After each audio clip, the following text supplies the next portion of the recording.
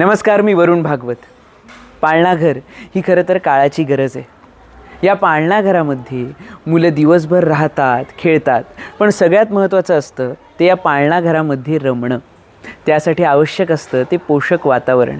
असंच पोषक वातावरण असलेल्या येलो लिली किड्स या पाळणाघरात आपण आज ट्यूट्यू करण्यासाठी आलो आहोत. आणि ही ट्यूट्यू आपण ज्यांच्यासोबत करणार आहोत त्या म्हणजे येलो लिली किड्सच्या सर्वेसर्वा पूर्वा भिडे. त्यांना भेटूया.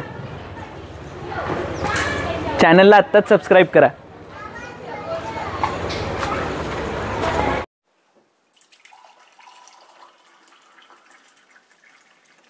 पॉझिटिव्ह विथ वरुण भागवत या आमच्या शोमध्ये तुमचं खूप खूप मनापासून स्वागत. थँक्यू. पाळणाघर हे क्षेत्र एक्सप्लोअर करावं असं का वाटलं, आणि केवळ एक्सप्लोअर करणं नाही तर तेच करिअर म्हणून निवडावं असा कसा काय थॉट आला?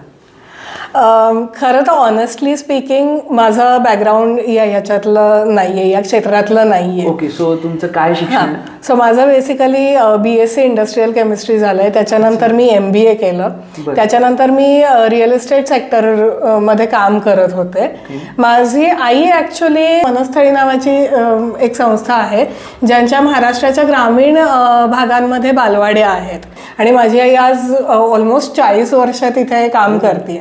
त्याच्यामुळे आईला मी कायमच लहान मुलांमध्ये किंवा त्याच्याशी रिलेटेड काम करताना बघितलेलं होतं. एक ट्रिगर असा म्हणता येईल की ज्या वेळेला मी रिअल इस्टेट सेक्टरमध्ये काम करत होते, आमची साईट पार कात्रज कोंढवा रोडला चालू होती आणि साईट चालू होती. सो साईटवरची जी लेबरची मुलं असायची त्यांच्यासाठी एक फॉर्मल शाळा असं नाही म्हणता येणार, पण लेबर्सच्या मुलांसाठी एक असं टेंटेटिव्ह शाळेस्वरूप एका खोपटामध्ये काम चालायचं. सो मीही त्यावेळेला जस्ट अशी 22-23 वर्षाची होते, जस्ट कॉलेजमधनं बाहेर पडले होते. सो मला आवडायचं त्या मुलांमध्ये जायला. मी काही त्यांना शिकवायला नाही जायचे, मी जनरल गप्पा मारायला जायचे, कधी खेळायचे, टाइमपास करायचे. पण नंतर मी तिथे रमत होते. म्हणजे एखाद दिवशी जर मी गेले नाही तर मला ती विचारायची, ताई तू नाही आलीस काल का ग? आणि असं मला खूप छान वाटायचं त्यावेळेला की आपण काहीतरी कोणाबरोबर तरी टाइम स्पेंड करतो आणि हा त्यांना आवडतोय. ठीक आहे, आपल्याला मुलं आवडतात, आपण हे फील्ड ट्राय करू शकतो. मला अजूनही दिवस आठवतोय, 29 मार्च 2014 हा माझा शेवटचा वर्किंग डे होता. आणि त्या दिवशी माझी जी को फाउंडर आहे याच्यामधली कविता कोपरकर, ती माझ्या नवऱ्याची खूप अगदी लहानपणापासूनचा त्यांचा तो अभिनवचा ग्रुप आहे. सो संध्याकाळी आम्ही असे जनरल कॉफीला वगैरे भेटलो होतो, तर त्यावेळेला हे डिस्कस करत होतो की असं असं माझ्या डोक्यामध्ये आहे करायचं. सो कविता म्हणली, अरे वा, मग करायचं असेल तर मग छोट्या स्केलचा का विचार करतेस, आपण मोठंच हे करूया. मग आम्ही जागा वगैरे शोधायला लागलो. एप्रिल-मे मध्ये जागा शोधत होतो आणि 7 जून 2014 आम्ही ॲग्रीमेंट केलं ह्या जागेचं. आणि 20 जुलै 2014 ह्या जागेमध्ये पहिल्यांदा सेंटर चालू झालं. बरं, चालू झालं ती ही म्हणजे अशी ऑड डेट होती, 20 जुलै. सो ना धड महिन्याची सुरुवात होती ना काही होतं. त्यामुळे पहिले 10 दिवस आम्ही यायचो, कुलूप उघडायचो, नुसतेच बसायचो. तेव्हा कुठेतरी असं थोडंसं हालायचं की अरे कोणीच येत नाही, कोणीच येत नाहीये. पण मनामध्ये हेही कुठेतरी माहिती होतं की ऑगस्ट पासून प्रॉबेबली कोणीतरी चालू करतील. 3 ऑगस्ट 2014 2 ॲडमिशन झाल्या फायनली. आणि मग तिथनं मग it was like I never look back. 2चे 20 झाले, 20चे 200 झाले. सो असं करत मग त्याच्यानंतर 2018 मध्ये दुसरं सेंटर आपण चालू केलं. नंतर उन्हाळ्याच्या सुट्ट्यांमध्ये समर कॅम्प्स घेतो. आमचे summer camps are really very famous, कारण पर्सनली मी आत्तापर्यंत मागच्या 10 वर्षांमध्ये एकाही समर कॅम्पची थीम रिपीट केलेली नाही आहे. जेव्हा येलो लिलीची आपण सुरुवात केली तेव्हा काही अडचणींना तोंड द्यावं लागलं? सुरुवातीला सगळ्यात एक मोठा प्रॉब्लेम याचा, मी जेव्हा हे सेंटर चालू केलं I was around 26 years old. So माझ्याकडे बघून सुरुवातीला असं लोकांना वाटायचं अरे ही आता ही म्हणजे ही मुलगीच आहे, हीच मुलगी, ही काय मुलं बघणार, किंवा हिला अजून स्वतःचीच मुलं नाही तर ही आपली मुलं काय करणार, असा सूर येईल का काय असं वाटायचं.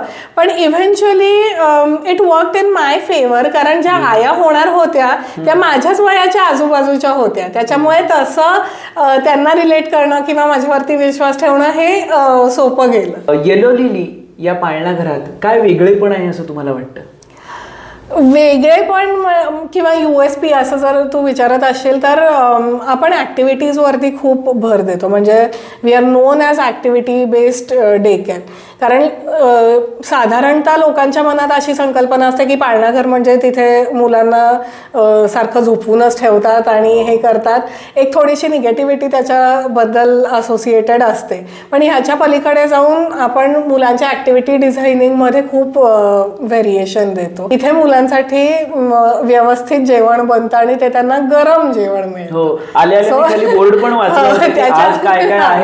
त्याच्यावरती आपण मेन्यू शेअर करतो किंवा पॅरेंट्सचा जो व्हॉट्सअपचा ग्रुप आहे त्याच्यावरती प्लेटचा रोज फोटो जातो. आपण ज्या काही ऍक्टिव्हिटीज वगैरे हे घेतो त्याचे पण फोटोज व्हिडिओज आपण पॅरेंट्सला व्हॉट्सअपच्या माध्यमा थ्रू शेअर करतो. त्याच्यामुळे पॅरेंट्सना तो एक कनेक्ट राहतो की दिवसभर जरी माझं मूल माझ्या जवळ नाहीये ते काय करतंय काय नाही ह्याचा एक त्यांना इनपुट मिळतो. करिअरमध्ये कुठे असा मोठा सेटबॅक किंवा अपयश आलं?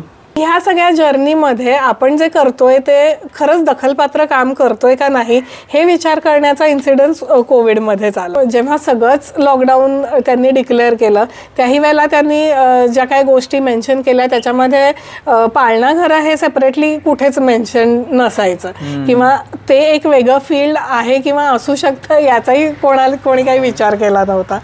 किंवा ज्या वेळेला चालू करायला लागले म्हणजे जूनपासून टप्प्याटप्प्याने काही गोष्टी चालू झाल्या तरी पाळणाघरांच्या बाबतीत काहीच येत नव्हतं. बरं करायचं तर कोणाच्या जबाबदारीवर चालू करायचं किंवा काय करायचं.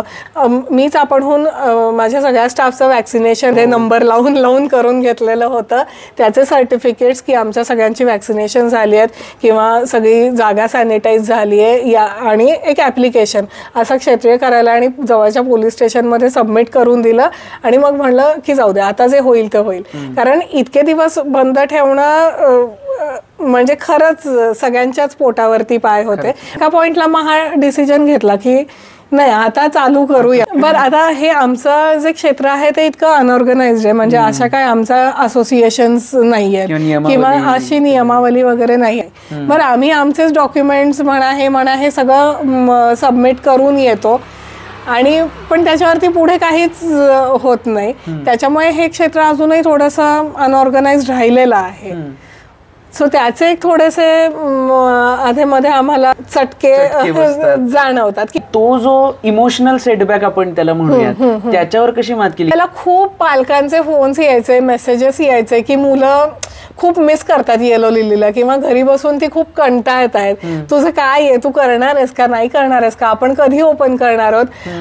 हा जेव्हा पॅरेंट्स कडनंच एक आपण ज्यांच्या बरोबर डे टू डे बेसिस वरती काम करतो हे त्यांच्याकडनं जेव्हा येतं तेव्हा मला खरंच हे वाटलं की नाही कुणीतरी आपल्या सोबत आहे.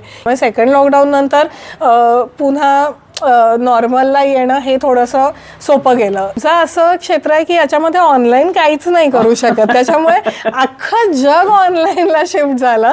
पण आम्ही काय करणार होतो म्हणजे सुरुवातीला आम्ही विचार केला बरं माझ्याकडे काही मोठी शाळा नाहीये की प्री स्कूल हे जे आपण चालवतो किंवा ज्याला आम्ही टॉडलर बॅच म्हणतो हा जो एज ग्रुप आहे मुलांचा हा 1.5 to 3 आहे. बरं ही मुलं काही शिकण्यासाठी शाळेत येत नाहीत. ही मुलं सोशलायझेशनसाठी किंवा शेअरिंग शिकावं यासाठी किंवा ही जी सेपरेशन एन्झायटी असते ती डील करण्यासाठी आणि थोडंसं मोठ्या स्कूलच्या दृष्टीने थोडंसं प्रिपेअर व्हावं यासाठी आणि मज्जा मस्ती आणि खेळायलाच येतात. त्याच्यामुळे ह्यांना काय ते ABCD ऑनलाईन शिकवण्यामध्ये काही त्याला काहीच गंमत नव्हती अर्थ नव्हता. म्हणजे इनफॅक्ट आपण येलो लिलीमध्ये वी मेक शुअर की देयर इज 0 स्क्रीन टाइम. आणि हे छान गोष्ट आहे की या गॅजेटच्या जगामध्ये इथं 0 स्क्रीन टाइमची काळजी घेतली जाते. खरंच एक वाखाणण्याजोगी गोष्ट. सो ज्या वेळेला आपल्याला त्यांना काहीतरी माहिती सांगायची असते किंवा हे करायचं असतं त्यावेळेला आपण त्यांना टीव्हीवरती व्हिडिओज किंवा हे लावून देतो. पण अदरवाईज बाकी इन्फोटेनमेंट स्वरूपात ते थोडं एक्झॅक्टली. सो बाकीचं मुलांचे हे खेळ गाणी गोष्टी आणि बाकीच्या ऍक्टिव्हिटीज याच्याच वरती आपला हा सगळा भर असतो. हे करिअर जपत असताना सांभाळत असताना ही सगळी मुलं कोणाचा सगळ्यात मोठा सपोर्ट होता किंवा आहे असं म्हणता येईल? सगळेच बेसिकली सपोर्टिव्ह आहेत. म्हणजे अगदी नुसते घरचेच नाही, म्हणजे माझं माहेर असेल, सासर असेल, स्टाफ असेल, या सगळ्यांनाच सपोर्ट सिस्टीममध्ये काउंट करायला लागणार आहे. एक एंटरप्रेन्योर म्हणून करिअर टिप्स काय द्याल? सगळ्यात पहिली गोष्ट तर करिअर करायचं आहे हे फिक्स करणं ही सगळ्यात पहिली स्टेप आहे. कारण बऱ्याचदा मुलींच्या केसमध्ये कसं होतं, लग्नाआधी खूप सगळेजण जॉब वगैरे करत असतात. सो त्याच्यानंतर मग लग्न होतं, घरातल्या जबाबदाऱ्या येतात, मुलांच्या जबाबदाऱ्या, असं करत स्त्रीचं करिअर ही थोडीशी मागे पडत जाते गोष्ट.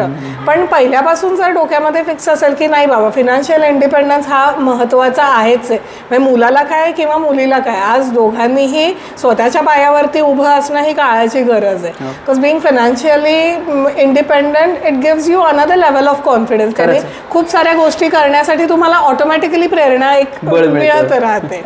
तुमच्या दृष्टीने नवरात्र म्हणजे काय? माझ्या दृष्टीने याच्यामध्ये 2 पॉईंट ऑफ व्ह्यूज येतात. आमच्या मुलांच्या दृष्टीने म्हणायचं तर त्यांच्यासाठी भोंडला म्हणजे मध्ये हत्ती ठेवायचा, त्याच्याभोवती रिंगा रोजच खेळायचा आणि नंतर पडायचंच नाही आणि नुसता खाऊ खायचा ही त्यांच्या मनातली कन्सेप्ट असते. पण अर्थात जोक्स अपार्ट, नवरात्र म्हणजे हा नाही म्हटलं तरी देवीचा प्रत्येक शक्तीचा आपण पूजन करतो.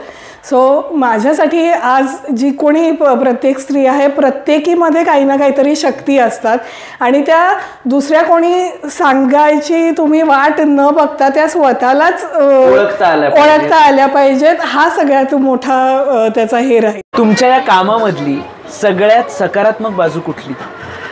खरं सांगायचं तर मुलांनी इतकं पॉझिटिव्ह कोणीच नसतं कारण त्यांचे इमोशन्स आणि ह्या सगळ्याच गोष्टी अजून डेव्हलप होत असतात.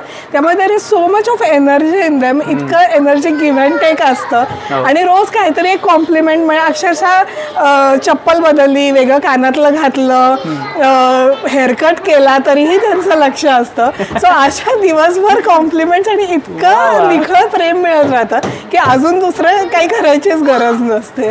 So this is the most positive thing that I have around me. Yes, actually आम्हाला सुद्धा इथे येऊन खरंच खूप पॉझिटिव्ह वाटलं. खूप छान वाईब्स इथे मिळाल्या, कारण इथे असणारी मुलं, त्यांच्याकडून मिळणारी ऊर्जा ही आपल्या दिवसभराच्या कामासाठी खरंच इनफ असते. आणि एक वेगळं काम, वेगळं क्षेत्र एक्सप्लोर करणाऱ्या पूर्वा भिडे यांच्याशी आज आपल्या खूप छान गप्पा झाल्या. अशाच नवनवीन लोकांशी आपण गप्पा मारत राहणार आहोत आणि पॉझिटिव्हिटी स्प्रेड करत राहणार आहोत. त्यासाठी चॅनलला सबस्क्राईब करायला विसरू नका आणि हा व्हिडिओ जास्तीत जास्त लोकांपर्यंत शेअर करा. आमच्या पॉझिटिव्हिटी विथ वरुण भागवत या कार्यक्रमामध्ये, या टॉक शोमध्ये तुम्ही सहभागी झालात त्याबद्दल खूप खूप धन्यवाद. तुमच्याशी बोलून खरंच खूप छान वाटलं आणि इथे मुलांमध्ये येऊन अजून खूप एनर्जीसुद्धा आम्हाला मिळाली. तर आमच्या टीमकडून फुल ना फुलाची पाकळी म्हणून एक छोटीशी भेट, राधा इमिटेशन ज्वेलरीकडून ही एक छोटीशी तुम्हाला भेट. थँक्यू. तुम्हीच माझी स्टोरी लोकांपर्यंत पोहोचवण्याचा उपक्रम केला, त्याच्याबद्दल I am also very thank you. Yes, thank you very much.